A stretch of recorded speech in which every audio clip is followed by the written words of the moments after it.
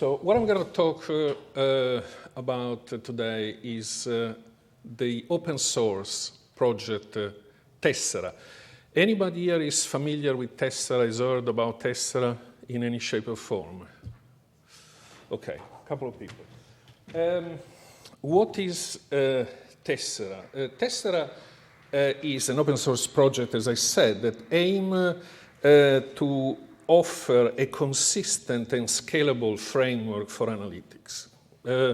It covers computational in classic sense as well as visualization, actually through two packages, as we will see in the talk. The talk is structured, I will skip some slides, and including the slide about me, you can Google me, and I have a blog and stuff like that. I will cover some semi-philosophical consideration about scalability, and then I'll talk about Tessera more specifically, and I will also show some demo. I actually have 2 or 3 demos to share if we have time, including a small video of a very astounding visualization, actually. So skip this. Just to say I'm a keen sailor. I don't have a sailing boat anymore. If you have a sailing boat, please invite me. I'm very keen to come and to help you out.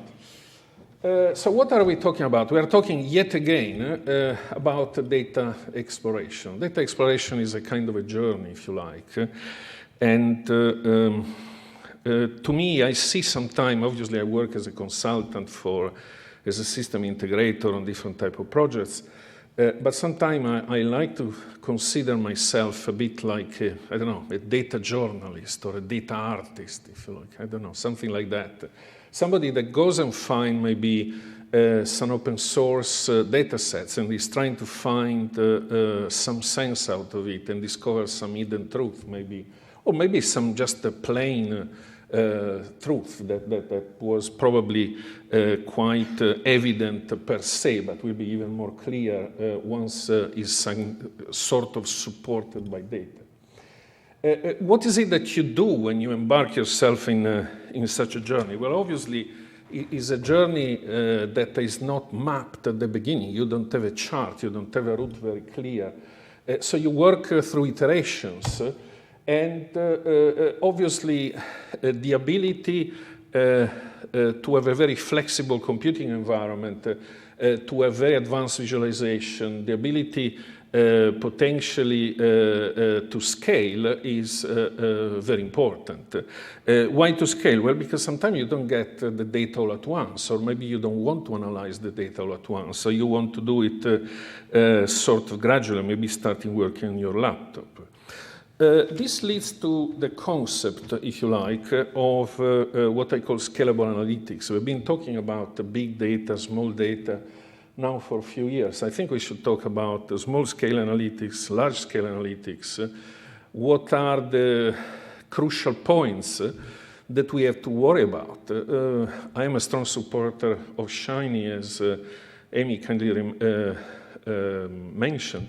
The fact that I want to share an application among a number of users rather than to a single user actually has an impact on the design. In some cases, I still have some wound in my body out of mistakes that I made forgetting this truth. So it's important to consider what are the general characteristics of the computational framework that we select. In some cases, we may select algorithms.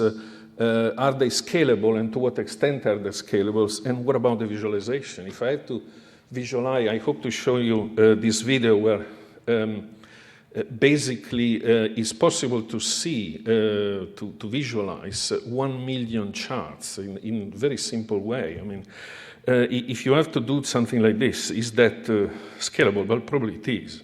But how easy or complex it is. Last consideration, or semi-philosophical consideration, when to the idea of scalability you add a function of cost and a function of quality result, you get to the concept of elasticity. And again, this is actually a study from a Viennese university. The concept of scalable analytic, of elastic analytic, as it mentioned here, elasticity of data computational models, I think is very interesting. It is something that we should worry about more as an industry and as a community. But let's go to Tessera. I consider myself as a supporter. It's been developed mainly around Purdue University in the US. Guys like Satoshi Gua, that was actually the first implementer of the first R package for Hadoop. Ryan Haffen, that I'll mention through the talk, and other very clever people around the world. So what is Tessera? Tessera, high-level, and I stop a second here. You will find similarities to some extent, because it's a common problem, with some other talks, maybe even including the preceding one from Anna, but it is a common problem for the industry to find a consistent and scalable platform for analytics. So that's why it sounds almost as if, we are almost in a sleepwalking. We have heard all these concepts again and again, especially at the end of a day like today. So scalable analytics of complex data, ability to do it consistently regardless from size, potentially using something like divide and recombine, that is almost the statistic-focused way to call MapReduce, to put it in a simple way, ability to benefit of all the R packages that are there, and advanced visualization. There's some kind of a shiny-like framework at the basic of this is the Trelliscope part of Tessera. Possibility to use different type of visualization package. I'll show you what does that mean.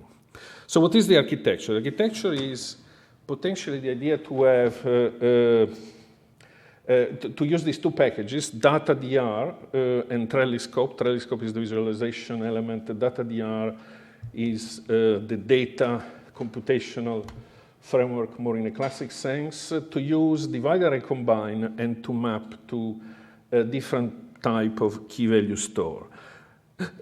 More clearly, this means that you get the ability to do divide and recombine with data in memory. You do it through local disk. You do it on HDFS Hadoop. And to some extent, you do it in Spark. I will probably mention Spark. Maybe I'll mention it now. Spark was very much from the beginning one of the target platform for the Tessera project. The Tessera project in itself is not very old. It's probably a couple of years old in its present state. The problem, and I'm not sure how clear it is to most of us, is that at the moment R is a bit a sort of a second citizen in the Spark world. What I mean with that is you can program Spark with all the full API, basically, in Java, in Python, and in Scala, Scala being the language that has been used to develop Spark, but not in Spark R. Spark R is very much a high-level interface that gives only a sort of a distributed data frame type of interface. This hinders a bit the flexibility and the ability to integrate properly Spark in R. There are projects to integrate Spark with dplyr that is managed by people at Revolution R and so on, but is a general issue that needs to be addressed, I think, by the community. But this is an aside on Spark. The key focus is that if you get Tessera today, if you use DataDR today, you have today a consistent and scalable environment where you can do your analytics, starting with working in memory. You can do it working on disk. I've been playing with a data set I'll mention later that is 8 gigabyte of data on disk on files, CSVs. Is 8 gigabyte is 300 megabyte on disk, on the local disk managed. But if I get more data, when I get beyond a reasonable threshold, I can use AWS and Hadoop and so on, and I can, at this point, sky is the limit at that stage. When should I use it? There's an interesting consideration here. I mentioned a couple of times key value stores and MapReduce. There's a fundamental difference between using these technologies and using more of a tabular type approach. If you think in terms of a traditional relational database, if you think in terms of including dplyr that we all use, or data table that I personally enjoy a lot, these use a tabular approach and a group by approach. The limit is about the data, ultimately. So if you have, for example, JSON data that is typically hierarchical, doesn't map well with a group by and with a tabular model. So there are all trade-offs that you have to consider when you do an analytic, and you consider, especially maybe at the beginning, you don't know exactly what type of which sort of data, what type of structure or meta structure the data is going to be available in. Interesting consideration, Trelliscope is available also without DataDR, so if you are interested in using Trelliscope, you can do it using standard data frames, dplyr, etc., and you can generate hundreds or thousands of graphs. I think I'll probably skip this in economy of time, and I'll skip this that comes directly from Adley Wickham paper on divide array combine that I assume most of us have read. Just as an introduction on Trelliscope, interestingly, I was looking on the internet. The idea of trellis is something that is probably something like 120 years old. So it's not recent at all, which is amazing. And Galton was using what we would call now a Trelliscope for some of his first statistics books, as I said, something like 120 or more years ago. Another pioneer, John Tuckey, that is incidentally the inventor of the box plot, so he's another sort of pioneer. He was talking about how easy it is to generate a lot of charts that potentially didn't have any sense. So he invented, not entirely sure that we need a neologism for this, but he invented this expression, cognostic, to identify, let's say, a set of additional information that comes with a chart or with a graph that I may use to sort of decide whether the chart is really important or relevant to me, or do further analysis in a sort of a flexible way. It sounds very complicated when I explain it. I guess when I'll show it, it will be much easier. I guess probably this is a good moment as any to go into demo land. I have a number of demos. This is still running. Let's stop it just in case. This is a demo based. I always get this warning because probably retina display is not entirely light. So what do we have here? We have a sort of a library of families of charts. So this particular library contains only one chart, one family of chart that is is an housing data set available in the United States, and list price, sold houses versus time, list and sold houses price over time. And what I've just done, I have created a structure that will allow me to visualize 2083 panels. They are not pre-rendered, as you can read. I hope you can read at least. The data storage is key value memory. That means the data is not is on the stream left of the diagram that I showed before. Data is in memory. It's not on disk. It's not on Hadoop in this case. And that's the data. So I simply click on this. I get the first. Actually, this is not particularly exciting if I look at it like this. If I do this, it's starting to be a little bit nice. And I can navigate through the various counties, the various things you see on top of the counter. I could have more. I mean, I never particularly tried to stretch it, but let's assume that we do this. And now I can see more data. So you start to get the idea.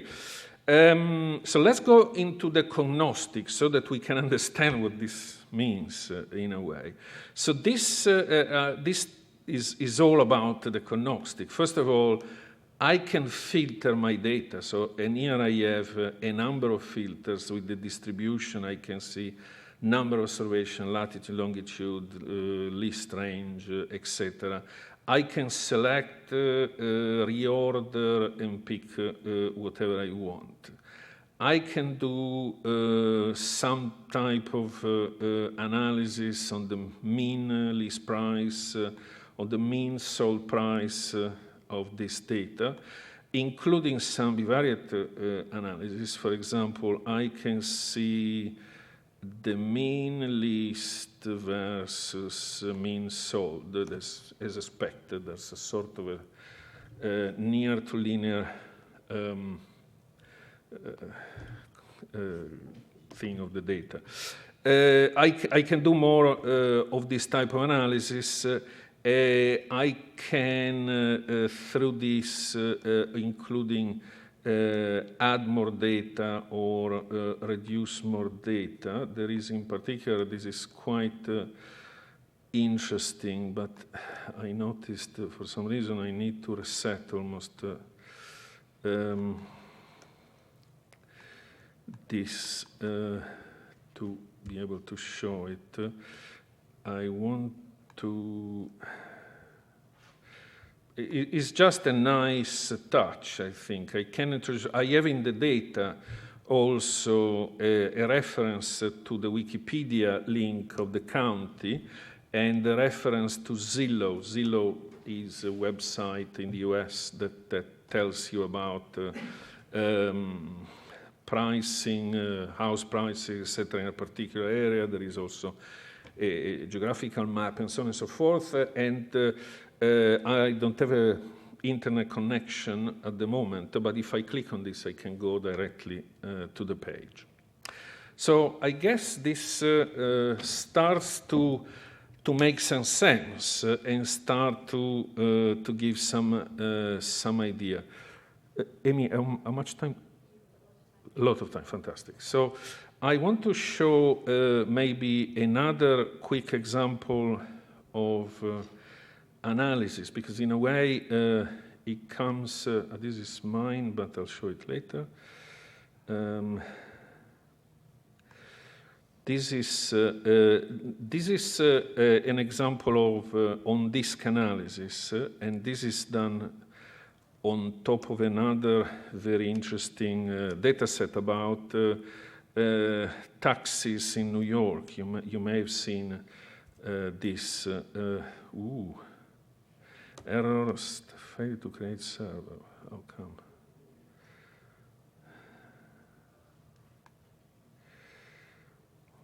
This is the taxi. Why doesn't create a server?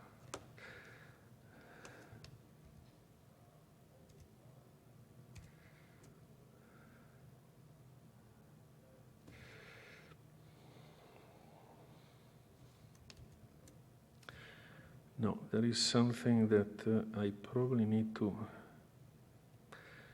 find a connect. I have to refresh the connection to the data. That's what it is, I think. No, this is not it.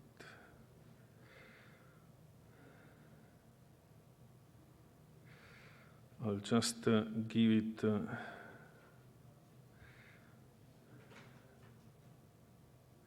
Yeah, it should be this one.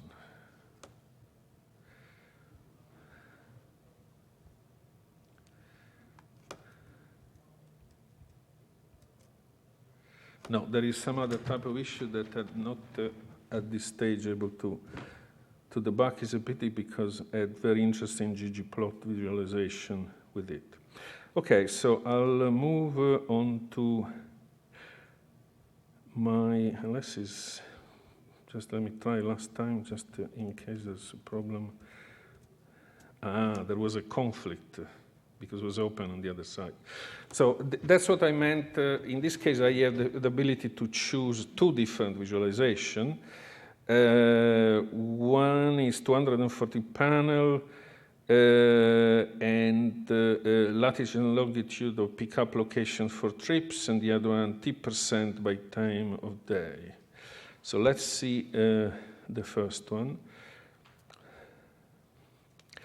And you kind of understood now the logic. I can choose how many I want to show.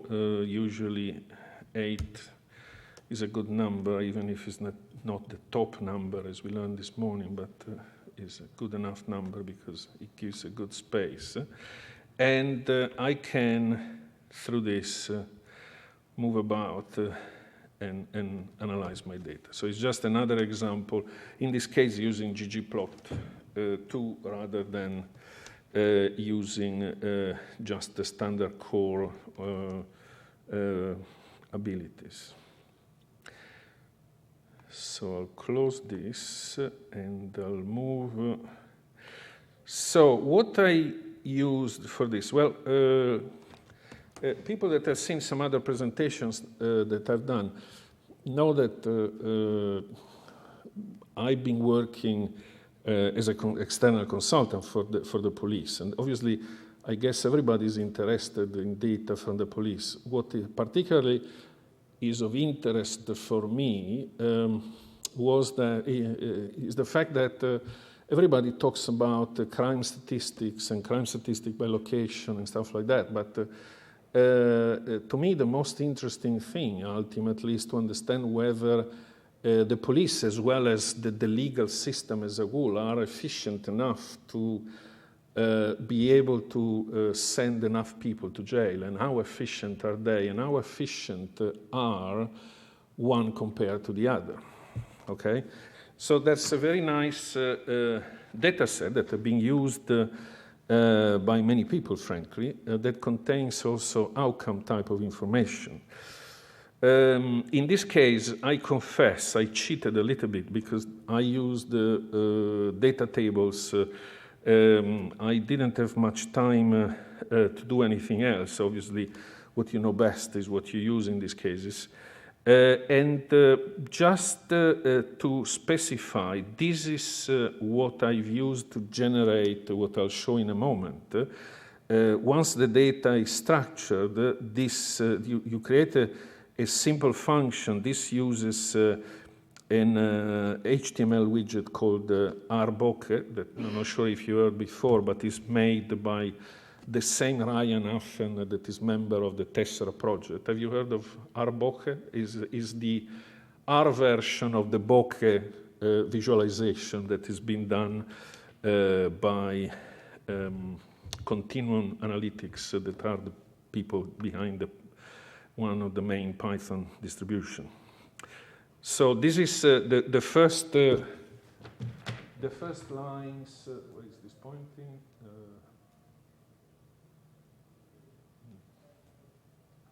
It seems to. Maybe I'm using the wrong place. No, doesn't work.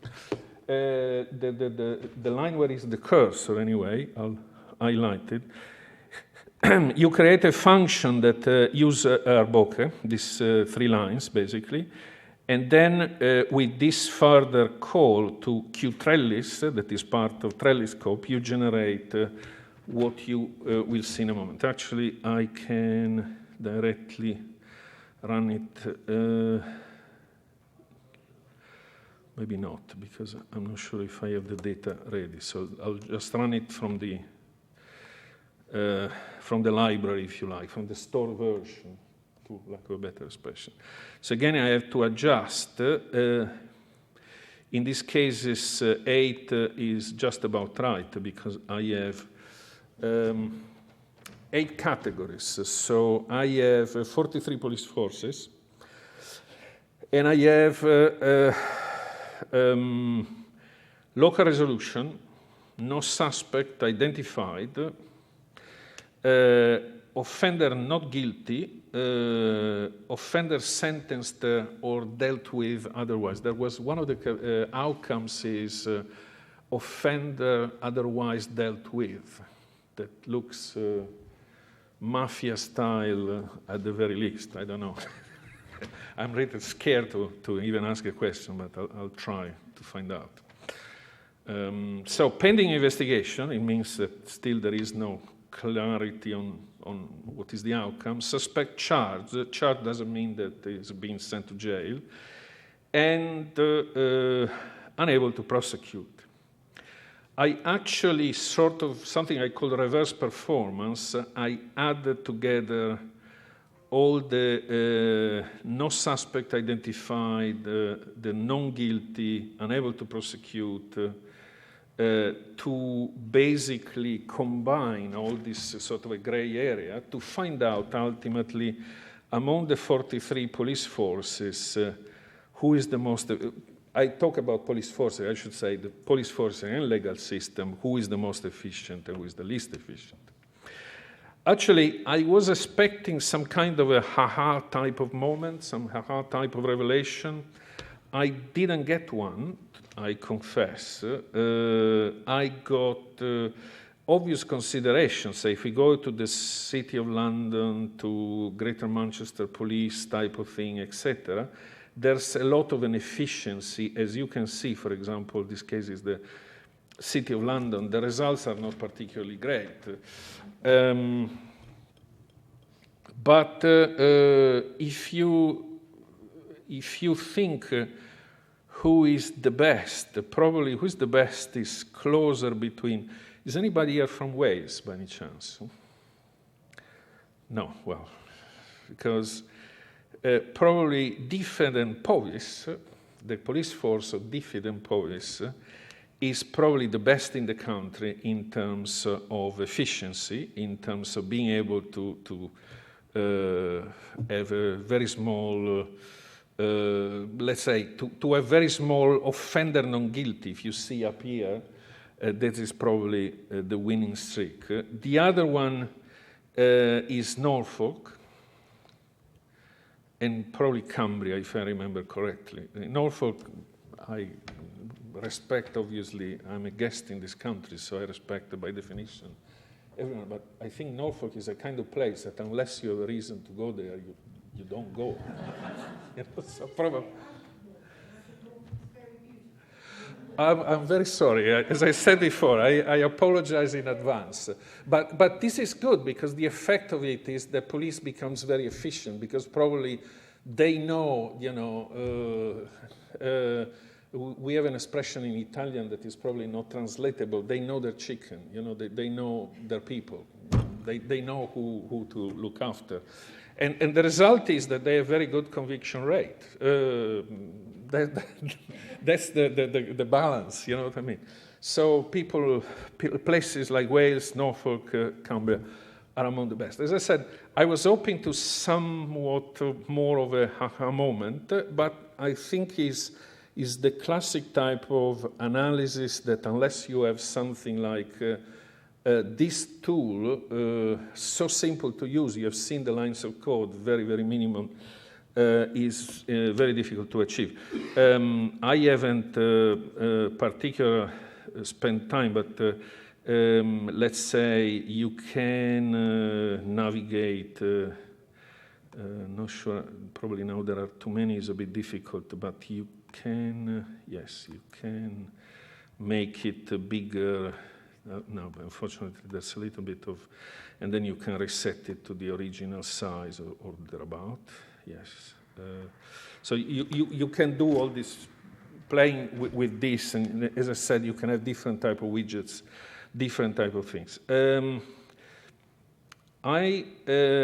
What I want to do, I am going to put a video in the background. It's a silent video, so I can start the question if there is any. This is anyway one, fortunately, sorry, I missed the start. So the start, I hope you can read. The last one is price versus time daily for each equity aggregated by second. So this generates 997,204 panels, not pre-rendered, most obviously, but that's what the analysis does, and that's what the analysis can show in this particular.